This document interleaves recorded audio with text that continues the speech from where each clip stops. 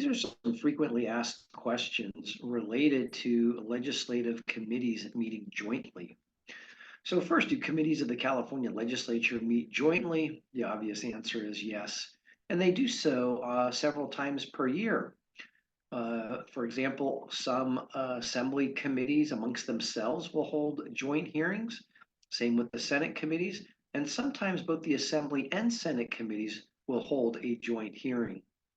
Now, even though there are 32 Assembly standing committees and 22 Senate standing committees, many have the same or similar jurisdiction, so it may make sense in some instances for them to, in fact, meet jointly.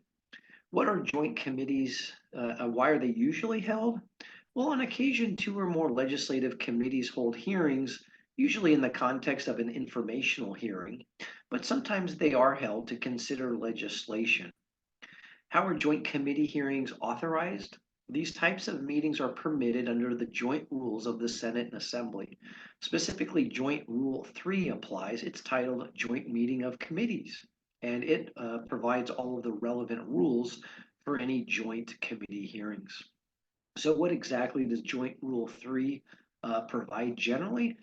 It says first that whenever any bill has been referred by the Senate to one of its committees and the same or a like bill has been referred to by the Assembly to one of its committees, then the chairpersons of those respective committees, when in their judgment the interests of legislation or the expedition of business will be better served, they can arrange for a joint meeting of their respective committees for consideration of that particular bill.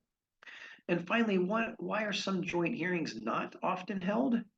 This is due primarily to the fact that the process is not often used in the California legislature as opposed to the US Congress, wherein the same or very similar bills are introduced in both houses during the same legislative session.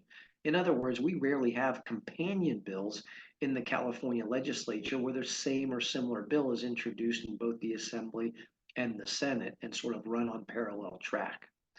So generally, that is why Assembly and Senate hearings are more often used for oversight or informational hearing purposes instead of hearing legislation.